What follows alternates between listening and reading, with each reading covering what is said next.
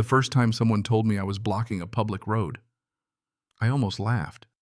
Not because it was funny, but because I knew exactly how ugly that lie was going to get. And if you've ever had someone decide your life is their shortcut, you already know how this kind of story ends. I was halfway through my morning coffee when the county courier rolled up my gravel driveway. Long drive winding through trees, the kind of road that makes delivery guys double-check their GPS. That part wasn't unusual. What was unusual was the certified envelope and the look on his face. You know, that look, polite, neutral, like he's delivering something radioactive. I signed, thanked him, watched the truck disappear down the mountain before I even opened it. The return address said Cedar Ridge Heights Homeowners Association. That was my first hint this was about to go sideways. Inside was a letter. Cold, bureaucratic, smug as hell.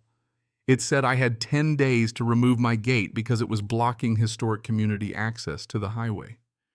They even underlined 10 days like I was some slow rancher who needed help sounding out big words. I read it twice, slower the second time, just to make sure reality hadn't cracked. Because that road, that wasn't some shared trail, it was mine. Half a mile of dirt carved through my own land. I poured the footings. I set the steel posts. Installed the camera system myself. Locked it down for one reason, to stop strangers from treating my property like a public alley. And I had the paperwork. Deed, title, easement records. Clean as it gets. So I called my attorney before the coffee even went cold. We pulled county filings, scanned the easement language. Plain English. No shared access. No right-of-way. No loopholes. We sent a polite response documents attached tone professional message clear. Touch my road again and it becomes trespassing. 3 days later I got the first alert. I was out tightening fence wire when my phone buzzed. Motion at the gate. I pulled up the feed and saw 2 SUVs idling outside. A woman in a cream parka pointing at the gate like she was lecturing a student. A couple of guys with HOA logos standing there like a planning committee. Then I heard her say it. We should just cut the hinges. They laughed, like it was already decided. That's the moment something cold settled in my chest. Because people don't joke about breaking into your property unless they've already convinced themselves they're right. I saved the footage, backed it up twice. Old habits. Years working federal cases teach you one thing. When entitlement meets paperwork, paperwork wins, if you're patient. I doubled the camera alerts that night, and a few nights later around 2 a.m. I got another ping. Static. Not motion, static. I drove down with a flashlight and a sidearm. The camera cable had been cut clean. A heavy chain thrown over the sensor arm to jam the motor. Professional work. Quiet. Intentional. Then I saw the tire tracks. Deep all-terrain tread leading straight toward Cedar Ridge. That was the first time I called the sheriff. He looked at the damage, nodded once, didn't even pretend to be surprised. Told me to keep recording everything. People like that don't stop, they escalate. So I escalated too. More cameras. Solar backups. Hidden trail cams in the trees. LTE uplinks so nobody could kill the feed again. If someone breathed near that gate, I'd know. And sure enough, they kept coming. Surveillance runs, rumors online, claims I was blocking ambulances. That one actually made me laugh. I drove into town the next morning and handed the fire captain the gate code myself. Same with EMS. Got written letters saying my gate didn't block anyone. Posted those publicly. No names, didn't need them. That's when I learned something I wish more people understood. Lies don't die when you confront them. They mutate. They get smarter. A few days later, a delivery driver got blocked by a pickup parked sideways near my gate. 2 HOA guys leaning on it, arms crossed, grinning like teenagers pulling a prank. I documented that too. I never yelled, never threatened, just recorded, filed, archived. Because when someone wants a reaction, silence is a weapon. Then came the first real move. Broad daylight.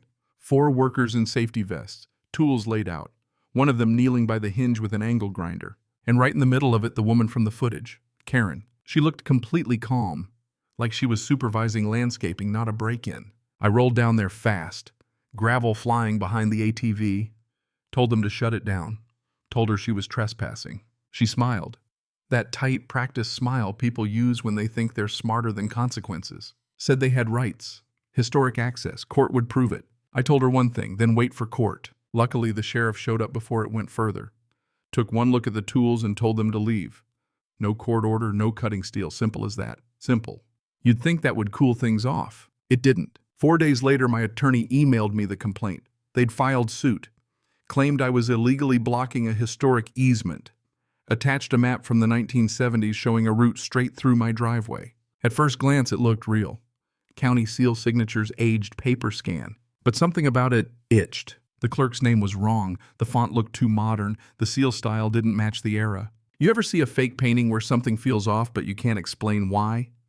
That was it. So we brought in experts, surveyor, county records historian. They dismantled it in under an hour. Wrong coordinates, wrong seal, wrong ink. Even the clerk listed hadn't held office that year. Whoever made it thought they were clever. They weren't clever enough. That's when everything changed. Because up until then it was harassment. Nasty, annoying, expensive. Forgery made it criminal. We filed a counterclaim.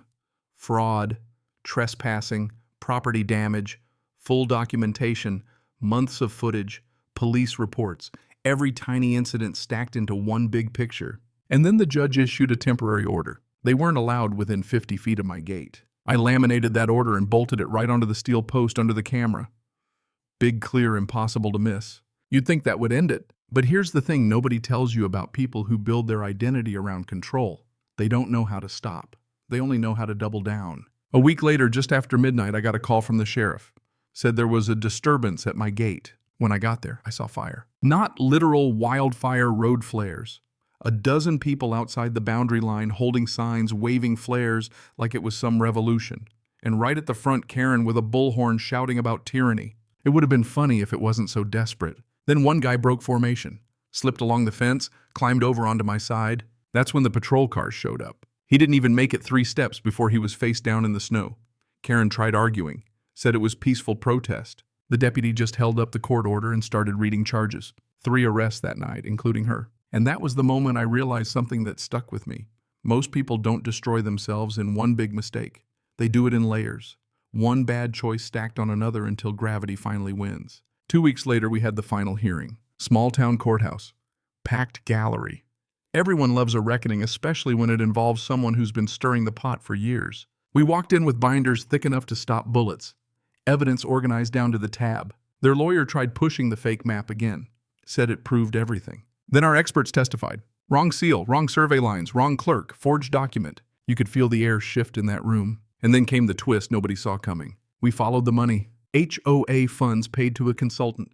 Consultant hired a mapping specialist out of state. Authorization signed by Karen herself. You could actually hear people inhale when that landed. After that, it was over. Everyone knew it, even her lawyer. The judge didn't take long. Case dismissed. With prejudice. Then came the counterclaims. Damages awarded, legal fees, repairs, punitive penalties, over $1 million total. And then the personal ruling. Fraud, forgery, conspiracy. Prison time. When the gavel came down, the room went quiet in that strange way courtrooms do. Like reality takes a second to settle into people's bones. They let her out in handcuffs. Perfect hair, slightly crooked. No smile this time. And standing there watching it happen, I didn't feel triumphant. Not the way movies show it. It was quieter than that. More like gravity had finally done its job. That night back at the ranch, I replaced the old sign on the gate. New one, simple and clear. Private road. Entry by court order only. Floodlights reflecting off fresh snow, cameras humming softly. And for the first time in months, it was quiet again. Here's the truth nobody tells you until you live through something like that. Justice isn't loud. It's slow. Paperwork slow. Patience slow. But when it lands heavy. I learned something from all of it. Power doesn't always look like force. Sometimes it looks like restraint. Like documenting instead of exploding. Like letting someone talk themselves into the hole they're digging. Because people who believe they're untouchable usually write their own ending. And sometimes karma doesn't need help, it just needs time. So I'll leave you with this. If someone keeps pushing your boundaries, keeps escalating, keeps telling themselves they're right, no matter what, do you confront them head on? Or do you step back and let the truth corner them on its own? I'm curious where you land on that and if you've ever had a moment where patience turned out to be the sharpest weapon you had.